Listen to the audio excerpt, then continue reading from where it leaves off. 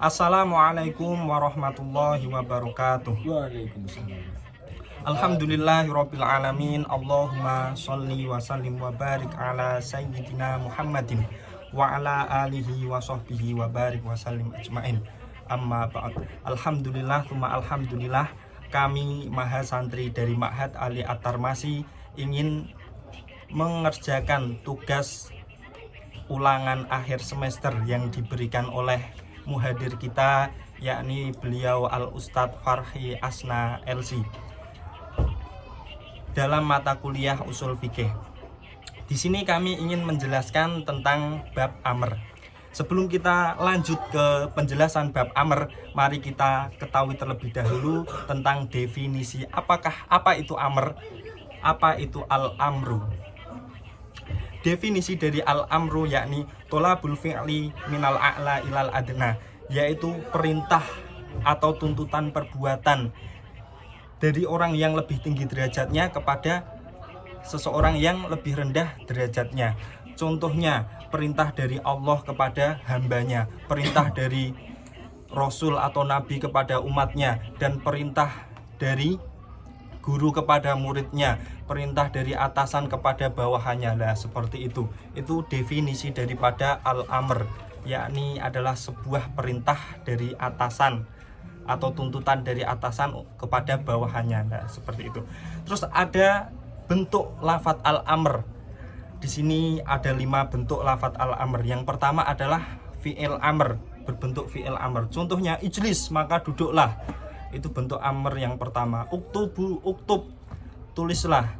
Yang kedua adalah isim daripada fi'il amr. Contohnya alaikum bisidqi, perintah untuk berbuat baik. Yang ketiga yakni ada masdar sebagai pengganti daripada fi'il.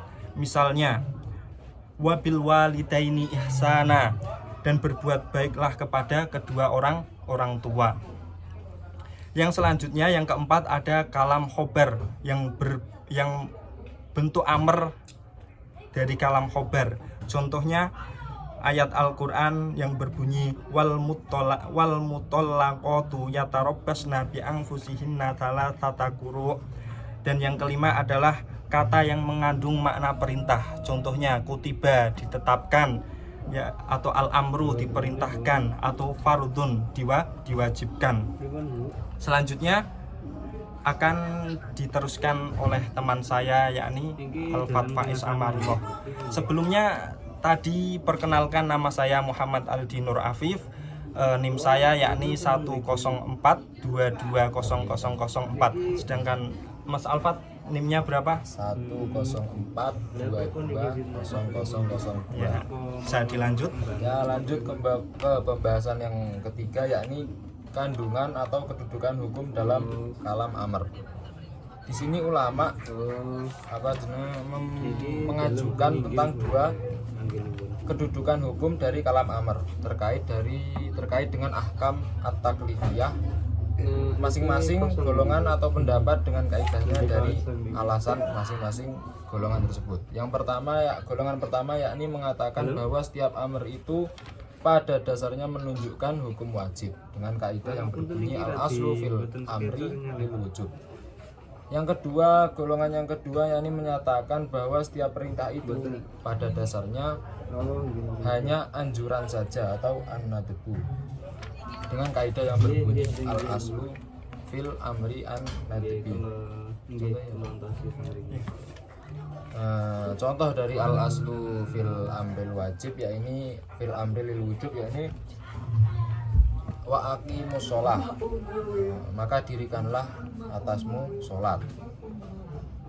Contoh yang kedua yakni al-aslu fil amri lin nadbi, seperti hadis Nabi yakni laula an asyqa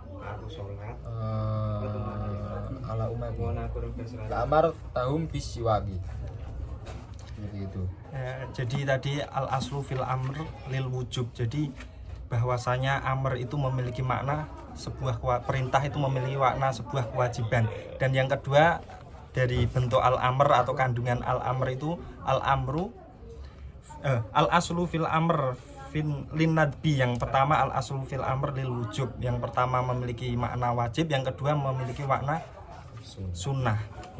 Yang selanjutnya adalah makna-makna al amr. Antara lain makna-makna al-amr antara lain yang pertama adalah makna anjuran atau an-nadbu. Contohnya ayat Al-Qur'an surat An-Nur ayat 33. Fakatibuhum in alimtum fihim khaira. Hendaklah kamu buat perjanjian dengan mereka jika kamu mengetahui ada kebaikan pada mereka. Yakni ayat ini diturunkan asbabun nuzulnya, yakni Abdullah bin Ubay bin Salul yang memiliki budak yang dilacurkan. Maka ayat ini memerintahkan untuk budak itu membuat perjanjian untuk merdeka, untuk lepas dari belenggu atau perbudakan Abdullah bin Ubay bin Salul. Yang selanjutnya adalah makna amr yang berbentuk himbauan atau al-irsyad. Contohnya wastashhidu syahidaini mir rijalikum, yang memiliki makna untuk mendatangkan dua orang saksi laki-laki, seperti itu. Contohnya dalam sebuah pernikahan, dalam sebuah persaksian tuduhan zina dan lain-lain, itu membutuhkan dua orang saksi. Yang selanjutnya yakni amr bermakna ibahah. Contohnya kulu washrobu mir rizqillahi wala ta'thaw fil ardi mufsidin. Bahwasanya yang bermakna makanlah dan minumlah rizki yang diberikan Allah, dan janganlah kamu berkeliaran di muka bumi dengan berbuat kerusakan. Di sini dikatakan bahwasanya amr yang berbentuk ibahah. Jadi makan dan minum itu adalah perintah yang berbentuk ibahah. Selanjutnya akan dilanjutkan oleh teman saya Al-Fat Faiz. Ya, mohon maaf tadi itu melewati pembahasan yang keempat, yakni penyebab terjadinya perbedaan pemunculan dua rumusan kaidah tersebut. Yakni golongan pertama yang mengatakan al aslu fil amril lil wujub dan al aslu fil amril tadbi. Bagi yang mengajukan rumusan pertama, bahwa hukum setiap perintah itu pada dasarnya adalah wajib. Dalil nakliyahnya yakni bahwa perintah itu menunjukkan wajib dapat dilihat dari kasus malaikat dan iblis yang diperintahkan oleh Allah untuk sujud kepada Nabi Adam. Namun di sini iblis menolak, sehingga Allah menghukum iblis tersebut dengan dikeluarkan dari surga. Lanjut yang dalil akliyah. Menurut rasional, menurut akal, dalam kehidupan sehari-hari dapat dikatakan bahwa apabila seorang hamba diperintah tuannya maka wajib untuk memenuhinya. Contoh, atasan memerintahkan kepada bawahannya, maka wajib untuk dijalankan. Jika tidak maka bisa dipecat, bisa dihina atau diapakanlah itu.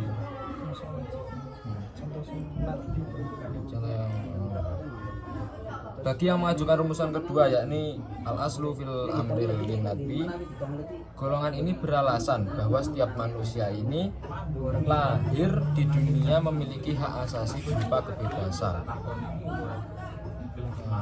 Manusia itu sejak lahir diberi tabiat kebebasan, sedangkan beban yang mengikat yang mau tidak mau harus diterima itu adalah ia terima setelah adanya interaksi dengan manusia lain atau lingkungan. Ya, contohnya ini seperti hanya amr yang bermakna iltimas, yakni zurni fi baiti, saya mengatakan kepada saudara Alfat, zurni fi baiti, kunjungilah ke rumahku lah, seperti itu. Bahwa perintah saya ini bersifat linadbi, bersifat anjuran. Ketika Alfat itu menolak, maka dia tidak mendapatkan dosa, karena itu bukan sebuah kewajiban, tidak mendapatkan tidak apa-apa, seperti itu maksudnya. Karena itu sebuah anjuran, karena kita itu setara, berteman, iltimas, ada yang mengatakan bermakna sejajar, iltimas, nah seperti itu. Terus, lagi yang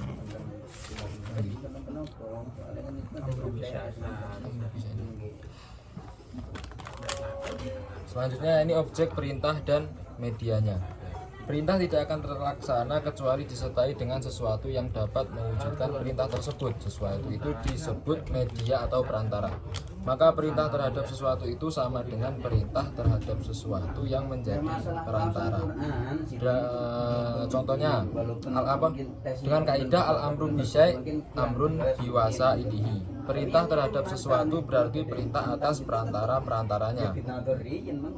Contohnya yang pertama yakni syarat syar'i, seperti perintah sholat itu sama dengan perintah wudhu. Jadi kalau kamu disuruh untuk sholat, maka sama saja kamu disuruh untuk berwudhu, karena wudhu termasuk bagian dari sahnya sholat, syarat sahnya sholat. Yang kedua adalah larangan setelah perintah, yang mana kaidahnya al-amru bisyai' nahyun an diddihi. Perintah terhadap sesuatu berarti larangan terhadap kesebalikannya, seperti itu. Contohnya ayat Al-Quran surat An-Nisa ayat 136 yang berbunyi Bismillahirrahmanirrahim, ya ayyuhalladzina amanu aminu billahi wa rasulih, yang berarti wahai orang-orang yang beriman, tetaplah beriman kepada Allah dan Rasulnya. Kata aminu yakni sebuah perintah, sebuah amr, berarti kesebalikan antonimnya daripada aminu atau beriman yaitu kafaru atau kafir. Berarti nahyun anditihi, kafir itu dilarang karena kesebalikan daripada iman, karena iman itu adalah sebuah perintah. Yang selanjutnya amr setelah adanya nahyu, dengan kaidah al-amru ba'dan nahyu yufidu al-ibahah. Amr atau perintah setelah adanya sebuah larangan yaitu berfaedah untuk kebolehan.